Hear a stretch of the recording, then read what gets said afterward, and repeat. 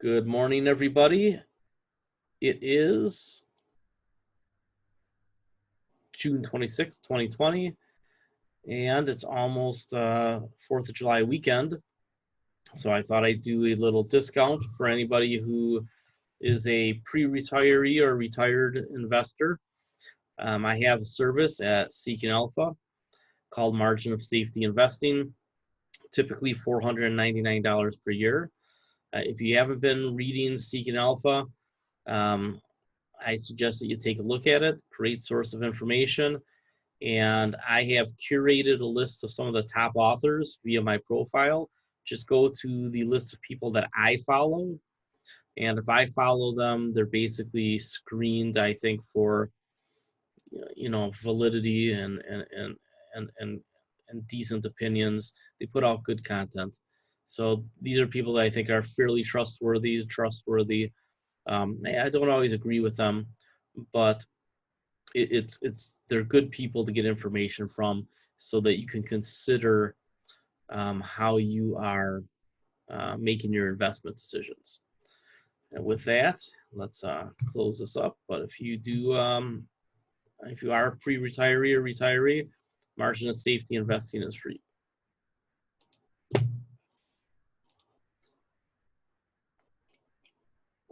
As we have seen in the news, the United States is seeing a resurgence of coronavirus and COVID-19. One of the most disturbing things is that half of all the cases are people in their 20s, 30s, and 40s.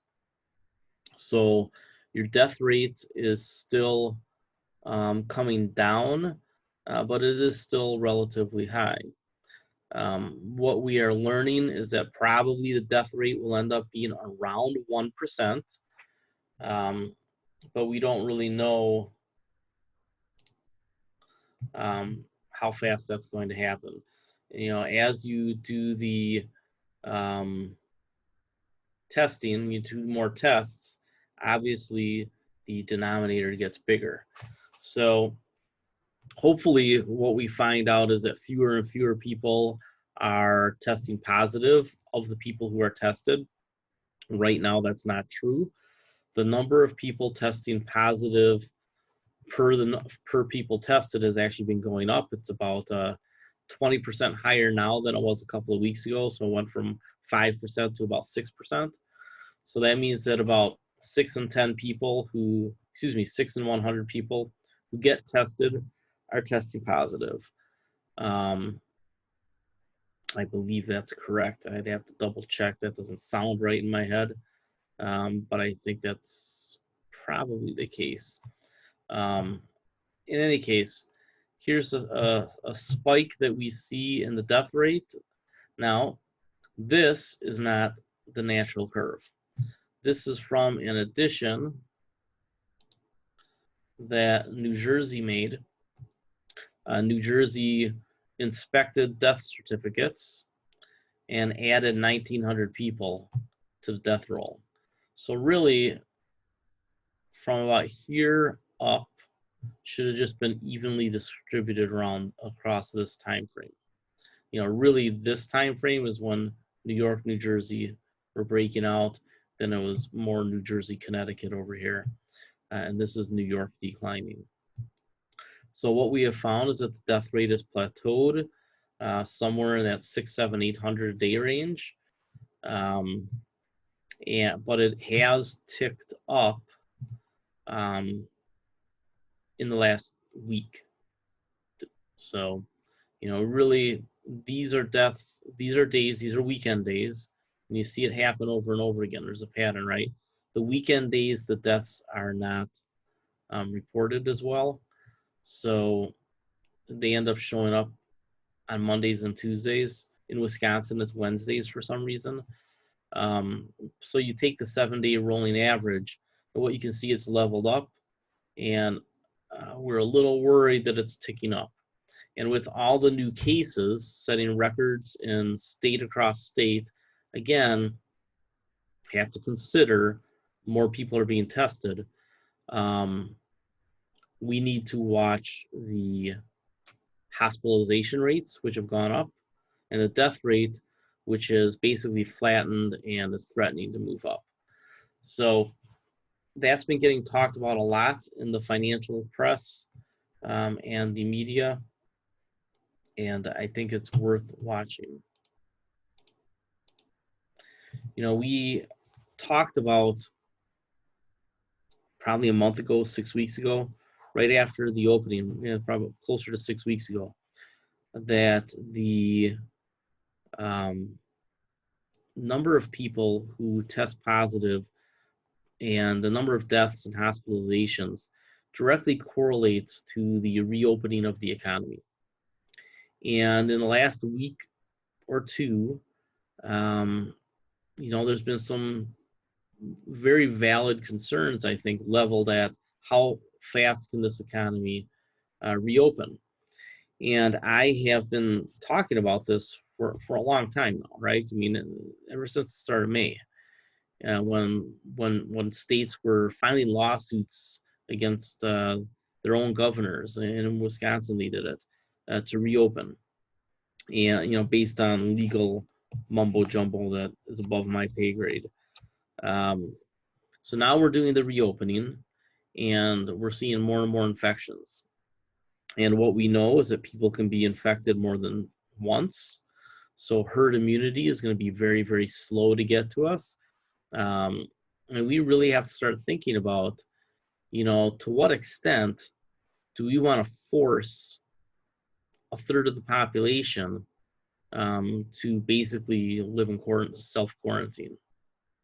Or do we as a people come together and say, you know what, at some point, we're going to spend 3 months with only essential people working, government making sure everybody can pay their bills, and crush this thing. I don't expect that to happen. We're arguing right now about whether or not to wear masks. I sent out a tweet a while back, basically very simple. If you're not wearing a mask when you're in public, especially indoors, you're being a dick. There's no exception. You're being a dick. And I don't know how more plainly I could put that. This is the worst health situation in any of our lifetimes, and it is the worst economy in any of our lifetimes. So it would follow that the stock market at some point would reflect that. I'm not positive. The Fed is printing a lot of money. Most of it does not find its way into the stock market. There's been articles out this week about that. The money is going exactly where I told you it's been going. It's going to the bond markets. And all that is doing is keeping companies and municipalities and states from going bankrupt. It allows the police departments to have police. It allows the fire departments to have firefighters. It allows city governments and state governments to continue running, because most states are getting hit with extra services right now and decreased revenues because sales taxes aren't coming in, and pretty soon you're going to see problems with income taxes not coming in, because that's going to manifest well into next year. So we have to think this through from an economic standpoint. Now, when I talked about the 12 weeks that we should have stayed closed and we opened up after 6, studies have been done now. STAT is one of the services that I subscribe to. It's great for biotech. And in fact, I will get us a discount code for that too if you want to focus on biotech. But we have not done what we needed to do. And I believe that the ramifications are coming now.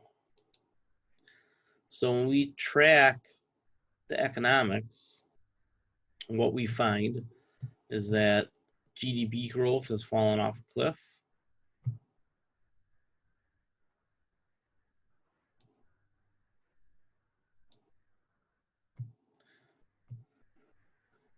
And this does not reflect this quarter. So this is just the first quarter.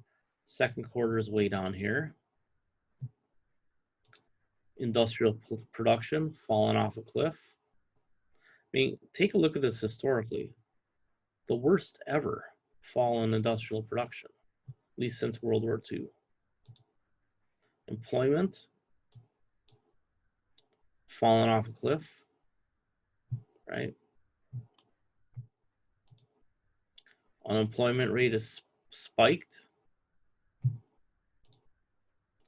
Per capita income, weirdly, just jumped up. And remember, this is a rate, not an absolute level. How did it jump up? Did you see the chart I printed earlier this week for you? It's over on Twitter. I could throw it in an article too. 75% of the additional real disposable income is from the government. Transfer payments. People didn't earn it. It's that $600 extra a week that's about to expire from unemployment. Retail sales plunged, and now you're getting a bounce back, right? And these are rates. So this improvement is from way down here. When you take a look at the aggregate numbers, the nominal numbers are horrible. So when we take a look at the leading indicators, unemployment claims, still 1.5 million this week. Remember I told you that because PPP was expiring or the loans were getting turned into grants, that would enable corporations to lay people off. So if you've been watching Bloomberg, and if you don't, I know about a third of you have Roku now. Make sure you download the Bloomberg app. You don't have to have CNBC because you can get Bloomberg for free. And they have their best of the week, and they have all sorts of content, basically broken down into 1 to 10 minute periods of time, segments. Then they have their main shows. I mean, the Bloomberg app is unbelievable. What you can get out of that is fantastic. I've sent them a suggestion to let people play it back at 1.25, like you should do with all of my webinars, so that it doesn't take as long. Is that CEO after CEO, big time investor after big time investor is coming on saying, look, we can tell that they're not going to hire all these people back.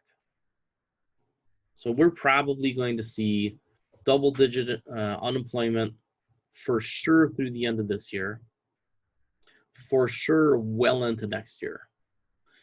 I don't think that we'll have below 10% employment until next summer. Think about all those millions of people, talking somewhere between 10 and 30 million people who are going to cash in their 401k plans to survive. It's going to be a lot of them. What does the stock market do as there's gradual forced selling? What if there isn't an extension of those unemployment benefits, so that extra $600 a week?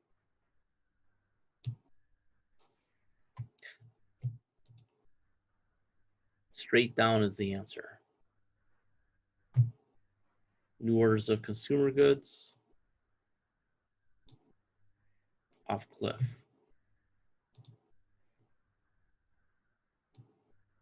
New orders of capital goods, been heading down for a while, still heading down. ISM, building permits, vendors. Vendors are hanging in there, mainly because of the delivery economy.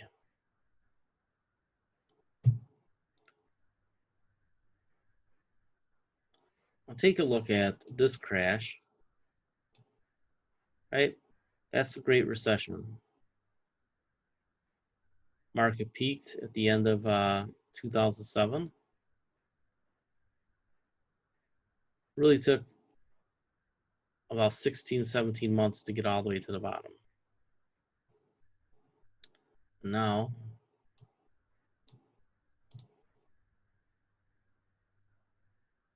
it took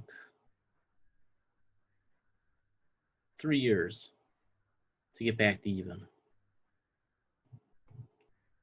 this collapse, which is predicated by a worse economy, that's going to be slower to recover, right?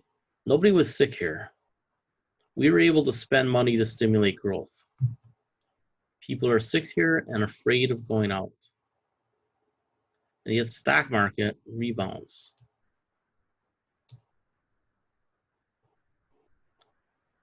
What we're seeing in the charts today, and for the last 2 weeks I've been telling you, is a topping process. And I'll show you that chart in just a second.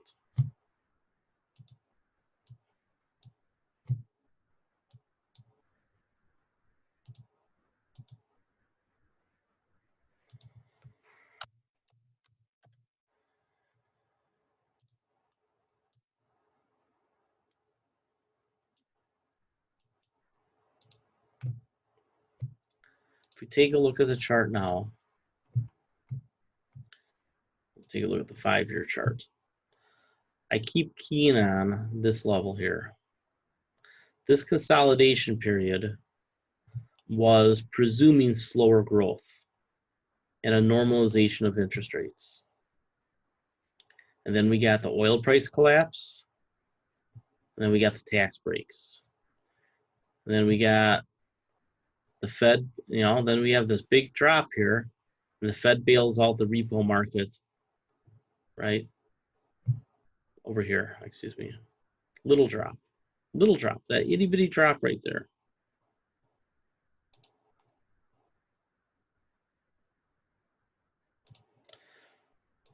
We get that little bitty drop right there, and the Fed prints $1 trillion to bail out the repo market.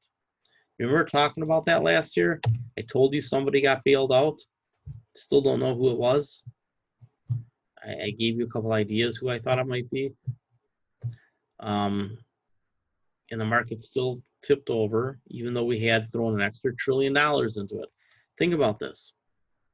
I've shown you the economic indicators. Everything's been heading down since 2018. I've showed you that the rich have been net sellers since 2018. We printed $1 trillion before coronavirus, over 6 months. And we still got this straight down market. And then suddenly, at this area right here, which I had already outlined, and I had the lines here, right? This is a confluence of lines. Confluence, right? Multiple Fibonacci levels on top of each other. And the stock market stopped right about there. You have other confluences that I've marked. These are levels of support and resistance, depending on what direction things are heading. On the way down, it's support. On the way up, it's resistance. Now we have the stock market jitterbugging to the downside a little bit off of hitting this area. And now it's fighting in this area. So what's the question we should ask as investors? Is it going to go back up here and maybe go to a higher level? Or is it going to jitterbug around and bloom, bloom, bloom, bloom? I don't know how many bloops there's going to be. This area here in the 270s on the S&P 500 is your target area. That's either a correction that rebounds or it's halfway to the bottom, give or take. If you are more conservative, maybe you don't buy much here. Maybe you don't buy anything. Maybe you just sell some covered cash secured puts. You should have been selling covered calls all the way in this area here. This is where I told you to start selling covered calls. Prices are a little higher now, so it looks like maybe some things will get called away. But if you wrote the long duration, like I told you, to autumn or January, then that time value is going away, which means money in your pocket. And if there's a correction, now you can buy back those calls if you choose to. So those are things that you're going to want to think about. Now, if you're not really doing much in the way of options, and you're just looking at buying some good stocks to go with your ETFs, then you just have to decide what is the right asset allocation for me. So let's talk about that.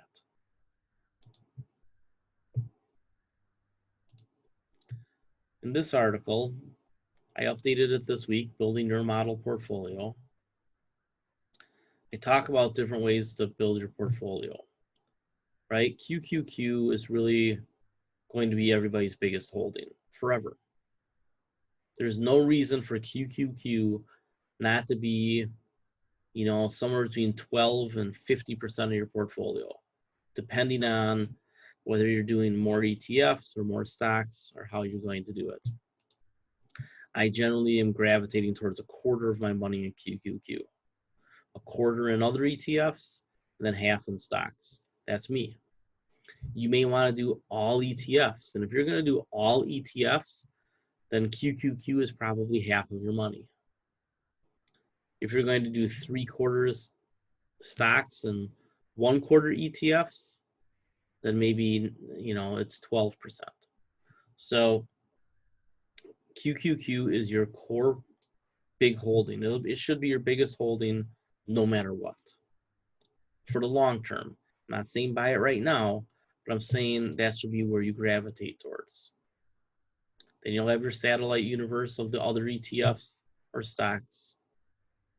And this is how I do it, right? If we are ETF only, we're generally looking for QQQ to be half, then ARK and the other, and that's probably not real clear, but ARK and the other core ETFs for the rest, or the other ETFs for the rest. And then in this group, I should write that more clearly. I do trade a lot of it cyclically, and I'll even trade some of my QQQ position, right? So I think of part of it as core, part of it as tactical. I'll put a little chart in here, actually. I'll update this again with a chart. Charts are good, right? ETF plus stocks, I typically do half and half. It doesn't mean that you can't go 3/4, 1/4, one direction or the other. You can do 80-20, you can do whatever you want. I think it's easy to think in quarters, and that's why I do it. And mathematically, it makes some sense. Easy to manage. And if you're using options, I do kind of a 4/4 approach. Again, I do like the ARK ETF. You don't need to use it, but to me, it's a way to get into the mid caps and have some management within your portfolio that you don't have to do. And then here's your cycle for options, right? Cash secured put. Some of your shares will get assigned to you. And remember, never ever sell a cash secured put if you don't want the stock at the price, at the strike price. You'll get assigned the shares. A lot of people are tempted to sell a covered call right away. That's a bad idea. Why? Because if you did this right, you're getting the shares put to you at a pretty low price. Let it run a while. Let it start to approach being overbought. And then sell your covered call. And then some of the shares you'll lose. And now you have cash again. Rinse, repeat, right?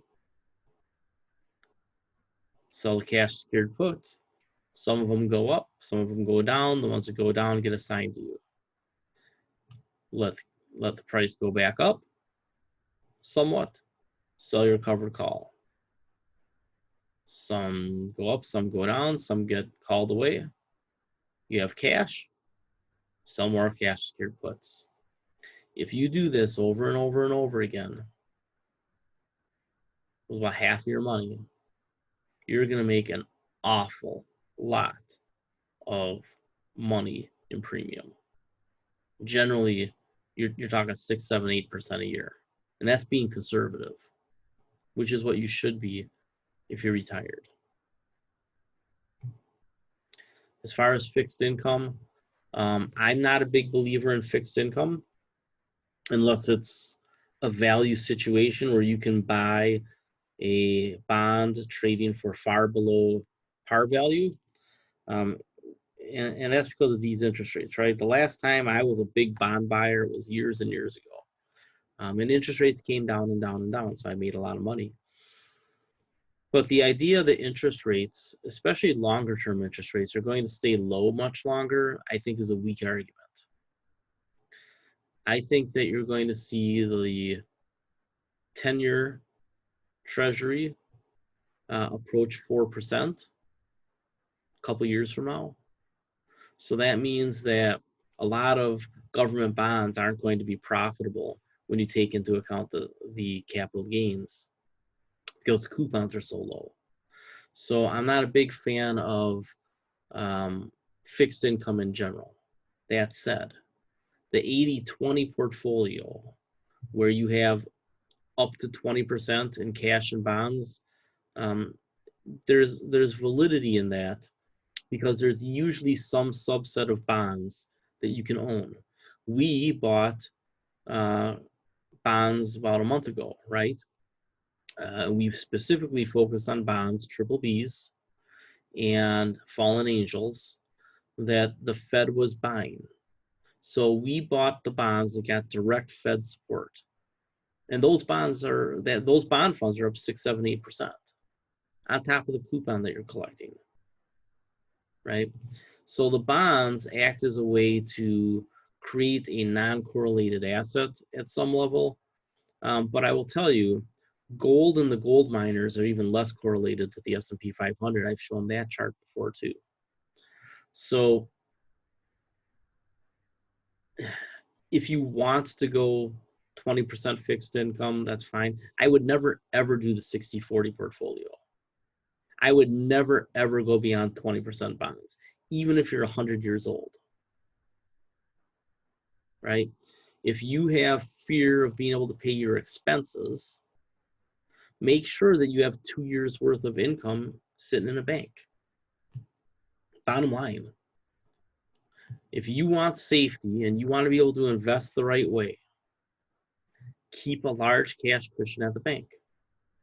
FDIC insured, you'll make your 1%, right? And, find the lot CDs, get the good money market account that requires 25 grand in it.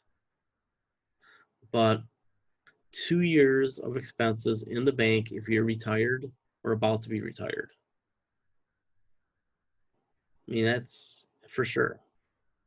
And if you're not doing that, if you can't do that, then maybe you shouldn't retire if you have a choice, right? I mean, and a lot of people are, I want to retire at 62. Well, do you have a couple $100,000 in the bank and a couple million invested? Because for most people, if there's no pension, that's what it'll take. Now, do you need that much in investments if you have a good pension that's reliable? Probably not. But to retire today, I think most people think of it as 2 and 2. To retire today, you probably need about 200,000 in the bank and 2 million in investments. And if you're not there, then you have to decide, A, is what I want in being retired the smart choice? Right? That's not a conversation I like having as a financial planner, which is why I don't do a lot of financial planning, because it's depressing. I've had so many people come to me in the last decade since the financial crisis. I wanted to retire at 62. Can I still do it? And they show me a portfolio with $350,000 in it. And then I ask them how much do they have in the bank, and they say, oh, about $30,000. Over and over and over again, it's that range of numbers: 20 to 50 grand in the bank and 300 to 500,000 in investments. Can I retire at 62? I'll be honest with you. Most people should not retire until 70. Now, that doesn't mean you have to work full time at a job you don't like, but it means you should have some income, at least to pay your living expenses while your investments grow for a while. So, take that all into account when you're doing your planning. So let's go back to the economy. I wrote a piece on Monday, gave it different titles in different places. This is the title I like the best.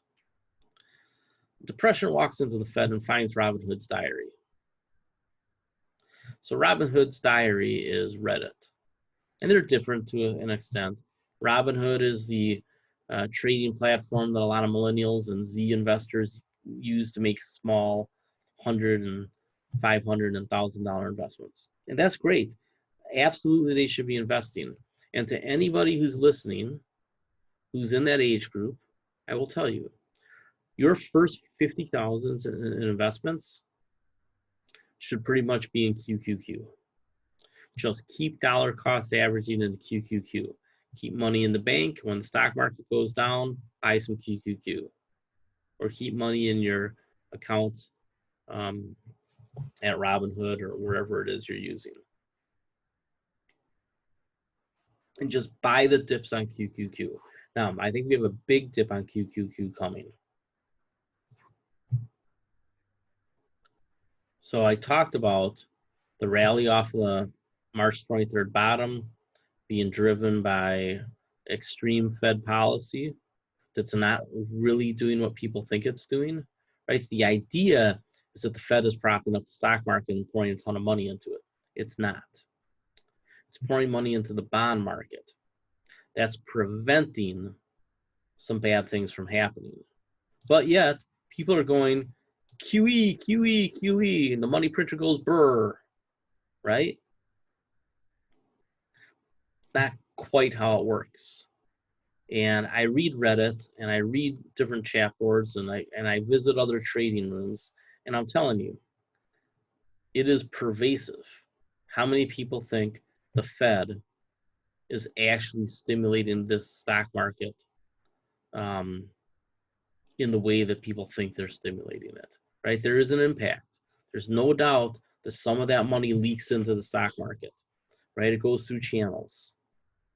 However, most of the money is just there to keep companies and governments from going bankrupt. That's how close we are to seeing mass bankruptcies. There's been 70 bankruptcies this year, right? Of the top 3,000 companies in the economy.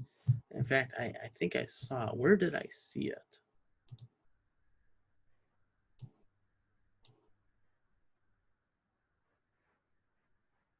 Oh, I know where it was.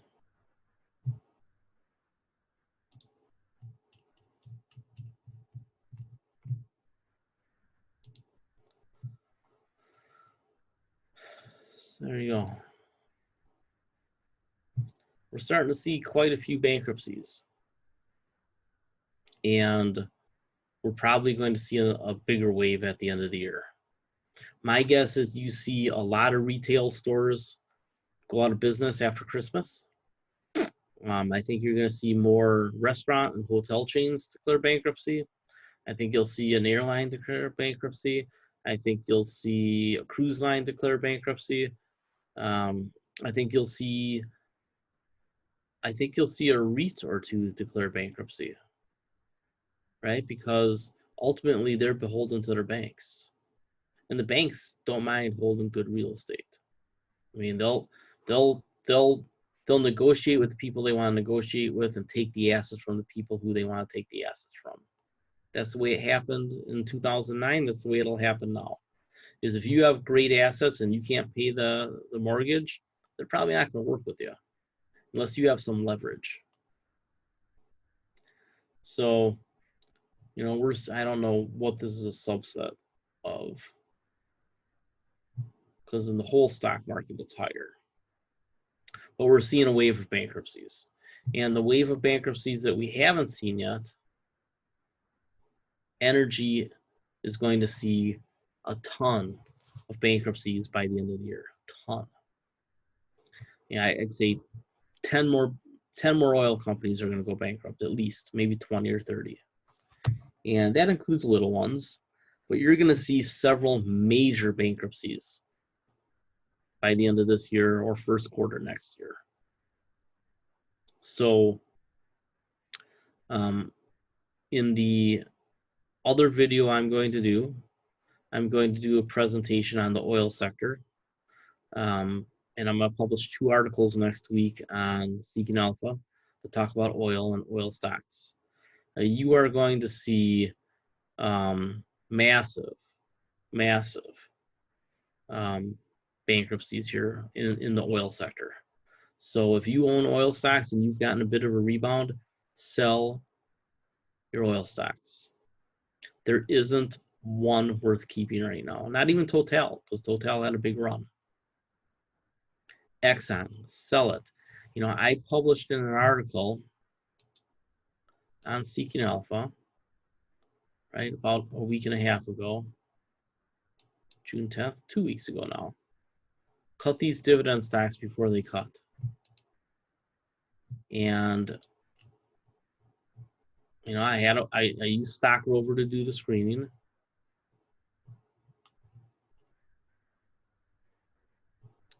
I focused on Simon and Exxon. And I focused on those 2 companies specifically, right? Now, Royal Caribbean had cut before I even, a couple of weeks before I just missed it. But I expected Royal Caribbean to cut, and they did.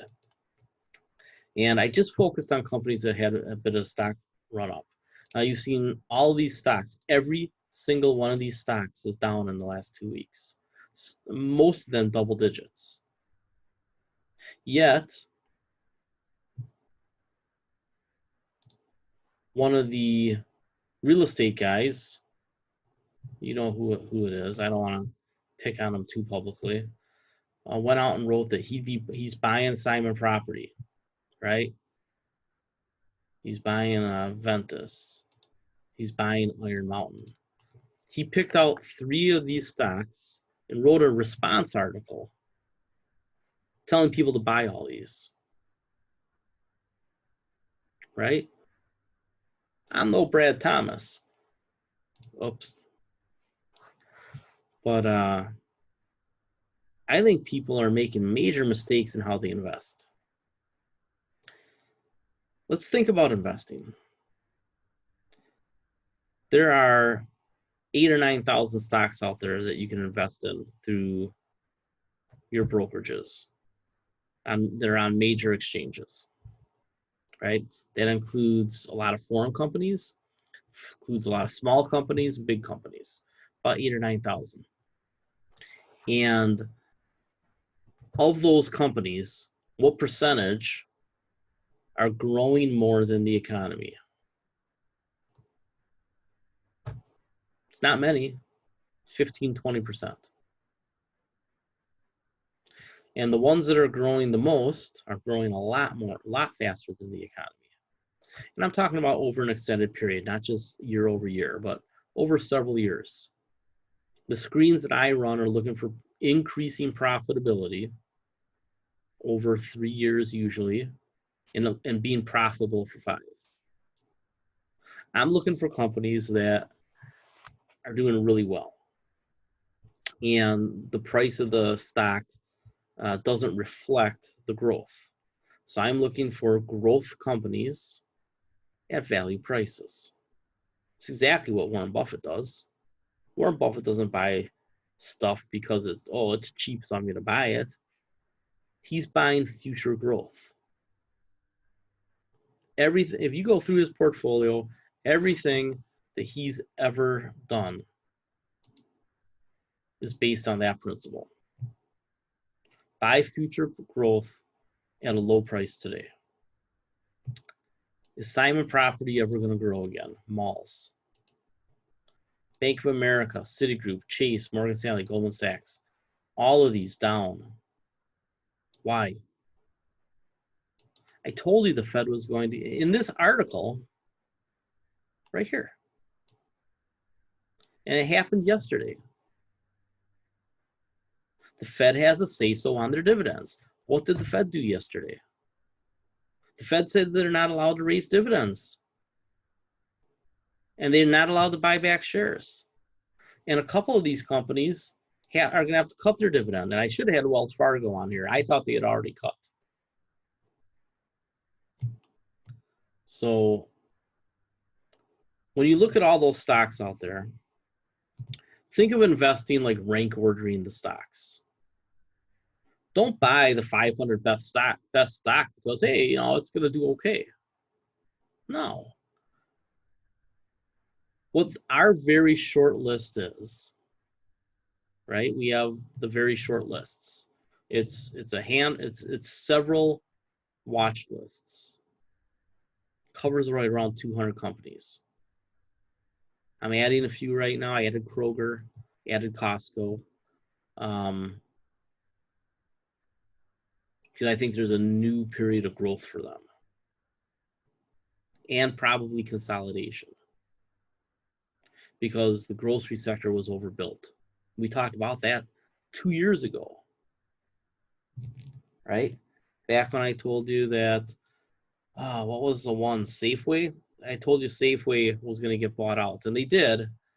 They ended up not really doing all that great, I don't think. We never ended up investing really. Took a starter position and got rid of it. But there's going to be consolidation in groceries. I tell you what, even though Kroger's dividend's small, it's like 2%.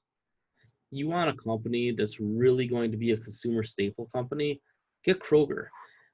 Because I'm telling you, I've used their, after doing all the analysis, right? I already pick it. I shop at a store in Wisconsin called Pick and Save. That's a Kroger store. And I know people who work in the warehouse, and I know people who manage stores. It's a good company. Now, I don't love the CEO. Don't love him. But he's not bad. So, compared to Enphase, which we talked about last week, where I just don't trust the guy.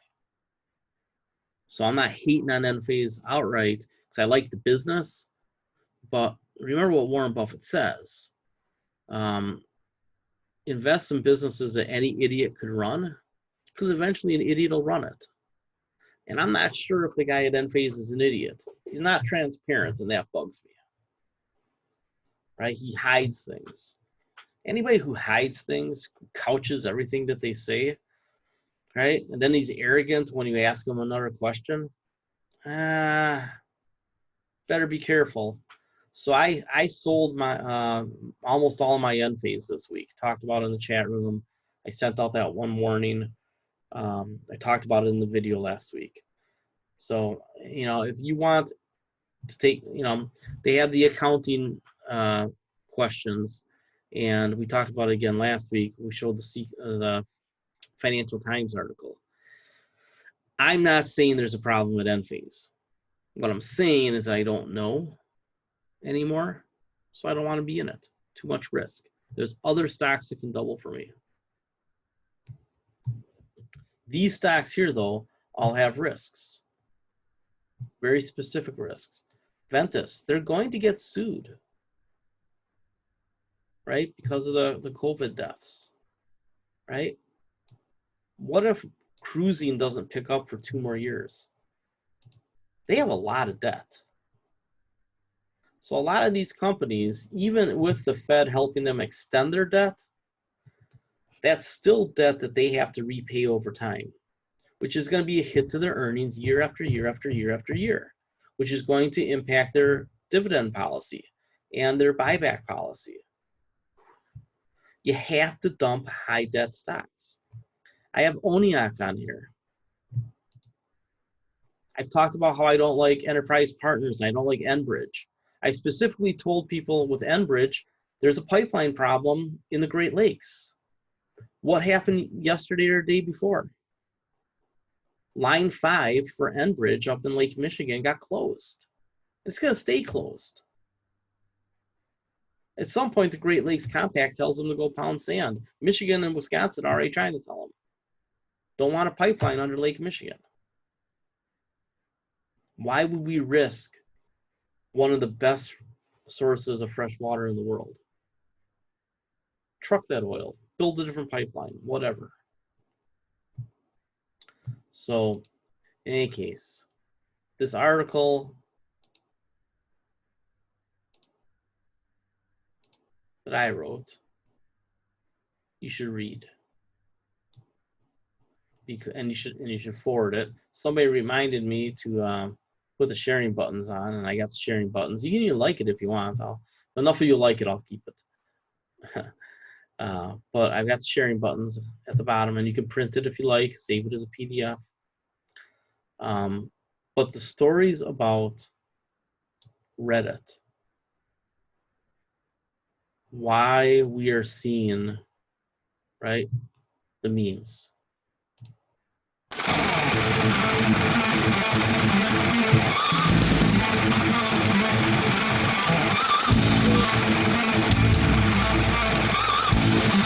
Money print will burr. That's all you hear from millennials. Ah, Fed's printing money. Fed's printing money. Gotta buy, gotta buy, gotta buy.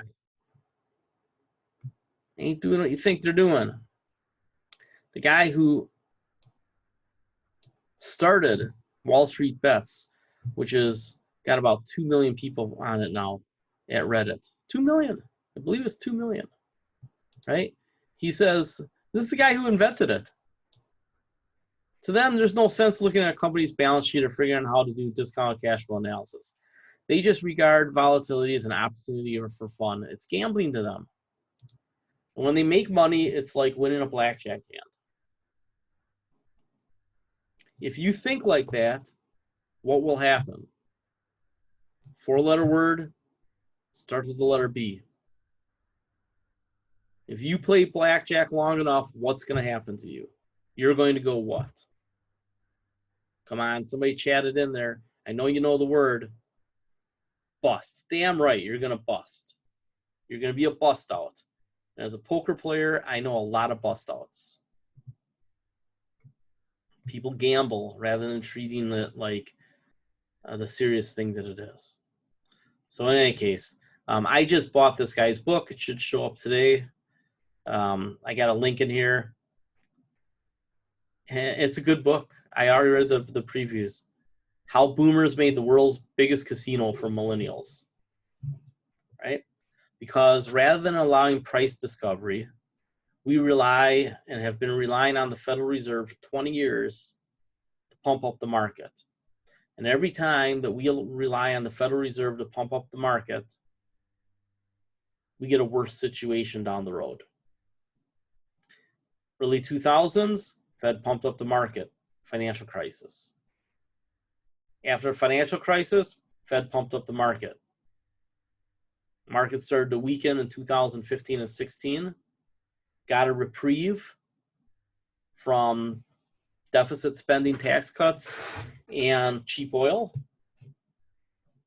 COVID-19 crushed it.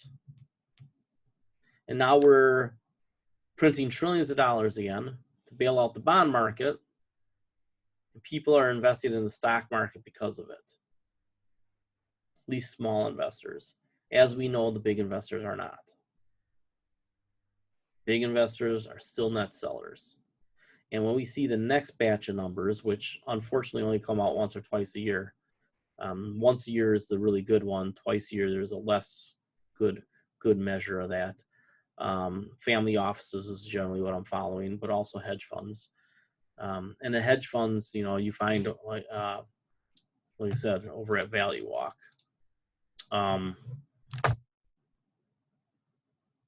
Good book. You should read this book. The stock market has become too casino-like, in my opinion. And that's why I've been using more technical indicators and sentiment measures, because sometimes you do have to ride the trend. This trend we missed a little bit of, although everybody should be up 50% on their gold position. So, you know, read this article. It's a good freaking article. It took me 3 days to write this. Robinhood, I opened a Robinhood account. I understand it. Valuations, this is the one that you need to pay attention to. Valuations are near all-time highs, depending on whose measure you use. Here's the average of the 4 methods. Buffett method, right? Buffett to the Wilshire, right? Wilshire 500 to GDP. This one's the highest. And I believe it's the highest because small cap stocks rallied too for a while. So The somebody says the Kindle Unlimited. So Wall Street Bets, that book's free right now on Kindle. Wow. Okay. So then here's our chart again. Right. Some nice Def Leppard lyrics for all of you. Little Will Robinson. You know, little Snoop Dogg. You know, trying to get some street cred with the young people. So I used references from the 80s and 70s that maybe they don't understand. They got to know faux shizzle, right? So instead of drawing my own trend line, I'm using the 200-week moving average, which has been a very reliable trend line, right? So if there's no violations of the 200-week moving average going back to the 50s, we know that your bull market is probably intact. We had a severe violation of the 200-week moving average. Very rarely do these bottom one time. So it would be unusual, in my opinion, if we didn't see one of these lower three levels. Now, if we stop here in the 270s and then start to rebound, bull market's intact, maybe there's good news that makes that situation happen. Without good news, I don't think we hold this area. What could the good news be? I was watching the Moderna CEO on Bloomberg. I'll tell you what, there's another guy that's not very transparent, right? Company raised money, and the next day the executive sold. There's only one explanation for that. There's only one explanation for selling the day after a capital raise, right? Do I have to tell you what that explanation is? If you owned a company and raised money for the company, the next day you sold your shares, what are you doing? That's what they did. That's right, you are a shithead. So Moderna's CEO on Bloomberg, you can see the clips on there, talks about the primary and secondary endpoints for their vaccine, their RNA-based vaccine. And the reason why everybody's jumping on this one and the one that Pfizer is doing, and the Pfizer chief technology officer, whatever she's called, said similar things, that, hey, we think that we could have a vaccine by the end of the year. Okay, what kind of vaccine? Will it be safe? What is the efficacy? See, they skirt those issues. They don't really want to talk about that. There is no vaccine in the world on the market using those methods. Just warning you. The odds of those vaccines not being safe and effective are very, very high. So what they want to do is program your DNA, and there's some doctors here and professors who can explain this better than me, but basically is they're going to program your body to fight the virus. And the primary endpoint is to prevent you from even getting the disease. They're not going to be able to do that. I'm just telling you, based on everything that we've seen in 15 years of this technology, they're not going to be able to do that. They will not meet their primary endpoint. So the question is, how does the market react to that? Now, the secondary endpoint is that they are able to prevent you from getting real sick.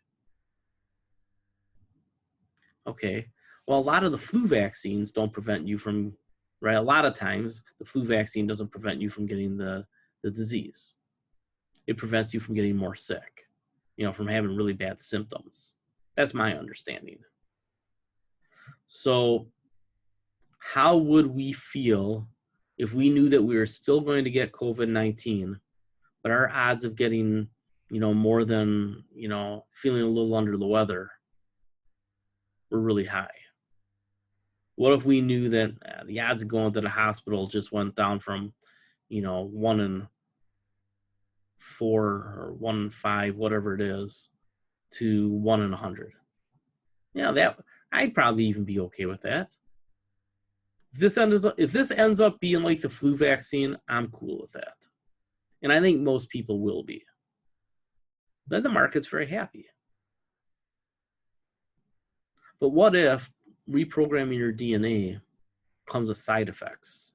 What if after a month or 2 or 3, we see that people have severe side effects? What could be one of the side effects? I don't know. How about your body mistakes one thing for another? It happens. A lot of people with thyroid problems actually have leaky gut syndrome, and the cells from the leaky gut are confused by the body, and you end up attacking those cells. But because it also happens to look like thyroid cells, right? Two things that look alike, it attacks people's thyroids. My daughter had that. As soon as we did a low gluten diet, got rid of the leaky gut and kind of tightened her up health wise, she went from needing thyroid medication to not needing it. Like in 90 days. So what I'm saying is that anytime that you have to rely on trying to program the body, and I've done a lot of research on this, and I was a science guy. I started in college as a science guy, so I know enough to be dangerous. You're programming your body, there could be a problem because you might program it wrong, even though they say they can't program. There can't be any mistakes. I've heard these folks say. Come on, does that sound real? Sounds to me like they're gambling. And here's the other thing. All these biotech stocks that have run up, how many of them are going to make money on this? Right? The biotech ETFs are way up too high. And of the money that gets made by Moderna or AstraZeneca or Pfizer or Johnson & Johnson or Abbott or whoever it is that ends up getting product to market, it's going to come down to market share and margin. And the government's already telling them you're not going to have a big margin. Right? So the overvaluations and speculation are off the charts right now. At some point, the Fed can't print more money just to print more money. Right? They can't explicitly print money to support the stock market. They can do it if they have another reason. But what happens next year if the economy is getting better? Right? But earnings aren't following, are behind, and the bankruptcy risks are gone, and the fiscal policy through unemployment benefits and food stamps and everything else is good enough to keep people from going broke. What if part of the healthcare system is socialized? It's going to happen. It's going to happen next year in the first 100 days. I'm telling you that's going to happen. Oh, by the way, how do I know that's going to happen? I got new data from the private polls that hedge funds do. And other than Reagan Mondale, nobody's ever been as far behind as Trump is right now. So I've got a couple of people telling me, well, the silent majority is going to come out and reelect vote. First of all, the people who reelected or who elected Trump the first time, not silent. Just come on, silent majority. You might want to say majority, you'd be wrong. Mathematically, you'd be wrong. But silence, come on, stop telling me silent, Steve. Hillary Clinton won by 3 million votes. I told you last year that whoever the Democrat was, didn't matter who the Democrat was going to win by 10 million votes. Last year, I said 10 to 15 million votes Trump would lose by. I'm sticking by that. 10 to 15 million votes he's going to lose by. He's down in Wisconsin by 9 points, 11 points in Pennsylvania, and something like that in Michigan. And I will tell you, I pay very special attention to Pennsylvania, big swing state. And I pay attention to two particular billionaire investors. I have ins in both of their offices. And I'm telling you, I have ins to people who have ins to people who have ins to their offices. That would be the better way of saying it. Yeah, Trump's not going to win Pennsylvania, not even close. And right now he's behind in several southern states, including by a whisker in Texas, and Florida, and Arizona. So it's probably going to be an epic landslide, a complete repudiation. And what that means is that there will be a lot of motivation by the Democrats to change a lot of things quickly. And I think that there will either be an expansion of Obamacare with a public option, and they'll write it in a way that it can't be challenged in court anymore. And there's a possibility they even do Medicare for all with base coverage to everybody, and then you go out and buy a supplement or have your union benefits or whatever on top, right? For all you who are retired and on Medicare and have a supplement, whether it's something you bought or something through a group, tell me that you want something different. I mean, it literally, it's 90% of the people I've ever talked to, and I sold 1,000, actually about 1,100 Medicare supplements early in my career. I don't have anybody on Medicare with a supplement telling me they wish that there was just private health care. Not a one. So I'm just saying, be careful. And I believe that you should be planning, and I'm going to talk about this next week, planning for a Biden administration with your investments. Go back to this, right? Investing in the second half of 2020. But even more,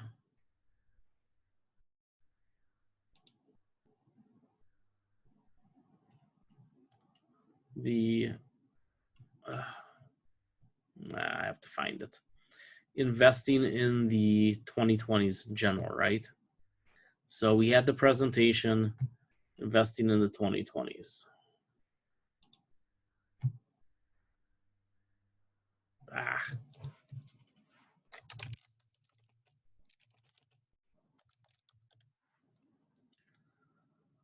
Whatever, you've seen it before. But one of the things we talked about, investing in the 2020s, right? Sustainability, and then the smart everything world, all that's been accelerated by coronavirus. There's a lot of demand push here. You need to get in front of this on the pullbacks. You need to buy TAN. You need to buy some of the tech ETFs. There's things that you have, utilities that are focused on alternative energy. You need to get into that stuff because the money going in is huge and it will lift your boat. This is where the tide is rising. This is where, whether you're a dividend investor or a growth investor, you need to be. Primarily, almost everything. I mean, the only fossil fuel stock I own, again, is Kinder Morgan because it's natural gas. I don't want a single oil pipeline. I don't want a refiner. I don't want an oil and gas driller. Only reason I take a look at Total is because they're way ahead on alternative energy and diversifying their business. There's not a single other oil major that's close to Total for doing that. And Total is the everybody knows who studies oil that they're the bargain hunter. So their oil assets and gas assets are least likely to get written down. And they're diversifying away from it. So Total is going to be here in 100 years. I can't tell you that Exxon will be here in 100 years or even 30 years. I think Exxon breaks apart. And I think that every part of Exxon gets absorbed or sold into another company in time. And a lot of it's going to be at dimes on the dollar. Exxon is going into the 20s probably by next year. So that will be the subject of a separate video. Let's call it a day, right? On the record oil glut.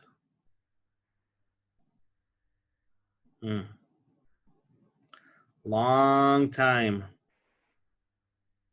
before we'd ever get rid of that oil glut. Look. Oil glut's doubled recently in the last couple of years. That was after it doubled before that. So the oil glut just up and up and up and up and up and up and up. How does that support higher prices in oil? It doesn't. If you own XOP, sell it. If you want to short something, short oil stocks. That is going to be what we talk about next Tuesday. So on the Tuesday call, which I am going to make open to the public, we're going to talk about shorting oil stocks. Now, if you're in the chat room, Fundamental Trends, we will talk about shorting oil stocks on Monday. I'll give you a list. All right. So in any case, have a nice weekend. If you got good weather finally, enjoy it. If you're not a member of one of my services and you're listening here, love to have you. Everything's half price over at Margin of Safety through the 4th of July. I run a perpetual half price deal at Fundamental Trends. If you want to try us on for size, do the sustainable growth investing, and I will actually give you the trading flagship product for free for a year. And then you can decide, do you want to renew this? Because I'll give you the $4.99 forever. Or do you want to renew here? Up to you, right? So at some point, and there's a number of people I want to have subscribed. Once I get to a certain number of people subscribed, it's going back to this, to $9.99. But I think that this is important right now, that enough people get good advice and a process for thinking through their investments, right? We have a 4-step process. Go to here to start getting started. And I have the course subscriptions. I'll have discount for value walk in here soon. Building your model portfolio. Tell me, if you're an expert in the industry. I'm working on a rewrite of this right now.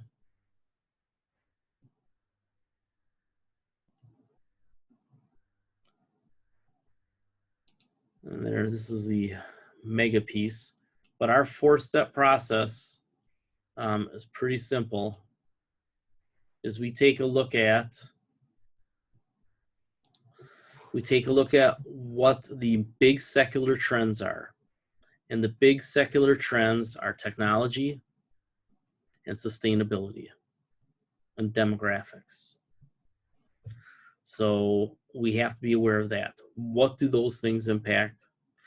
Then you have governments and central banks that step in the way and muck things up for special interests for the most part. And hopefully along the way it works out for the best for everybody. Then you have the fundamentals of the industries and the companies themselves. And then finally you have the technical analysis, the quantitative analysis that we do. And we use pretty simple technical and quantitative analysis for the retirees and the near retirees, because all they really care about is, hey, as long as they don't buy near the top, if I buy closer to the bottom and I hold it for a long time, that's great. For the traders, for those of us who want to make trades that last from a few weeks to a few months, we're using shorter duration technical indicators. And that is something that I want everybody in the rare chat room to really think hard about, is what time frame am I trading over? Am I looking to own things for years, in which case the weekly charts will be my main guide. And then during those weeks where I think I'm going to buy, then I look at the daily charts. And if I'm a swing trader, right, then I want to look at the weekly chart, the daily chart, and the 4-hour chart, and even the 1-hour chart. If I'm a day trader, I'm going to look at the weekly chart, the daily chart, the 4-hour chart, the 1-hour chart, the half-an-hour chart, and probably the 5-minute chart, right? I don't day trade. I don't need to look at all that shorter term stuff. But the swing trades, right? If you have been, like yesterday, I told people In the middle of the day, take a look at the 1 hour and 4 hour chart. I didn't put it up for them. I relied on them to go and look at it. Because that's what you should be doing, learning some of that stuff yourself. And that's what we're going to do in July, is do some teaching on that. But shorter term time frame, time duration for your trade, shorter charts, shorter measurements. Yesterday, in the middle of the day, I suggested that if you're going to expand your put positions, that at the end of the day yesterday, and how did I phrase it? If the market is stumbling higher at the end of the day, probably want to short it, probably want to buy puts. And that's what I did at the end of the day. Those puts are up 15 or 20% right now. So that'll be what I do at lunchtime, is determine, am I going to take those profits right now? Or do I think that this Friday is going to lead to a really bad Monday or Tuesday next week? A lot of times when Fridays go bad, especially at the end of the day Friday, Monday is a bad, bad day. And I'm going to tell you one last thing to close, because I want everybody to go home on a happy note. You're going to see 1,000-point drops again this year. I don't know about 2,000-point drops, maybe one or two of them, but you're going to see 1,000-point down days again this year. And I don't know that we're going to retest the bottoms, but we're at least going to test the 200-week moving average. 2,700s on the S&P. So we're at 3,000 right now on the S&P. 100 points on S&P is close to being 1,000 points on the Dow. So you could see 100-point down days in the S&P. Now, I believe that we're going down to between 2,400 and 2,000 on the S&P. I think that we're going to violate the 200-week moving average. And I think that'll be potentially the best buying opportunity that you'll have in the next 10 years. So you want to prepare yourself emotionally to be a buyer on the next correction. And you want to prepare yourself because there's no magic number. You have to, in real time, when the volatility is high, when things are going to the downside, you're going to have to take the time and put in the effort to watch the market, look at the indicators, and watch all these charts and say, okay, this is oversold, this is oversold, this is oversold, and the momentum is no longer to the downside. It's starting to move sideways. And then you buy. And we should have done that third week of March. But to me, for most people, it wasn't worth the trade. We bought a little QQQ. Some of the stocks hit bottom fishing, right? They hit prices that nobody thought they'd ever get to. And we bought a ton of gold. I think you're going to get an opportunity here as a position trader to buy in for the long term. And you need your asset allocation to be tilted towards the things that are going to win in the next 10 years. You need sustainability stocks. You need smart everything world stocks. Throw everything else out. If there isn't a link to the smart everything world or sustainability, you shouldn't own it. Now, that doesn't mean that you throw out all your REITs. Some of your REITs are tied to that world. You don't get rid of all your resource companies. Some of those companies are tied to that world. I think that we're going to make some great investments in copper. I think we're going to make some great investments in housing. Because the millennials are starting to realize they don't want to raise their families, and they're finally having them. Right? They've been having families for a few years now and starting to expand those families. I'm a grandpa. They don't want to necessarily live in the cities. My kids want to live at the edge of the city, close to the suburb, close to the city, half an hour in either direction or less. And I think that that's going to become very common.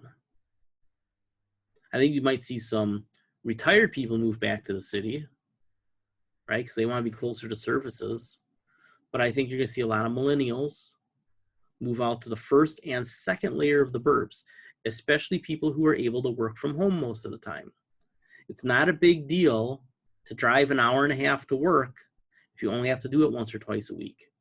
And then you can go live out, in a quieter part of the world, an hour and a half away from the city that you work in, because you're working from home 3 or 4 days a week. And that is the future of the world. I'm telling you, get the Bloomberg app on your Roku if you don't have it, and watch all those special little clips. All right, I'll let you go. We didn't come close to staying under an hour, but the world's changing quickly right now, and we need to adjust for what the markets are going to do here. And I think that we're in for a doozy of a downer, but I think it's a buying opportunity. And I think a lot of people think it's a buying opportunity, which is why it may not go much below 2,700 on the S&P. But if fear is pervasive, if the forced selling of the 401ks happens, right? If they don't extend those unemployment benefits, and if you're going to think of one thing, watch the unemployment benefits. If those don't get extended through the end of the year at $600 extra per week, you're going to see all sorts of people selling their 401ks. So we'll see what happens. I hope for the best, but I'm planning for the worst. And at a minimum, 2,700-ish on the S&P 500. And that's where you start to make decisions about what you're going to buy. Make your list now. Make your short list now. The 4 or 5 ETFs that you want to buy and the 12 to 20 stocks that you want to buy. And between now and when this market drops, for God's sakes, don't own 40, 50 stocks. Get your portfolio down to around 20 stocks. Maybe 30 if you really have a good handle on them. But if you have more than 30 stocks, I'm telling you, it's just too many. Too many. So you can't keep track of them. Even with Stock Rover, it's hard to keep track of them. So have a good weekend. Do something nice and wear your mask. Otherwise, you know what you are.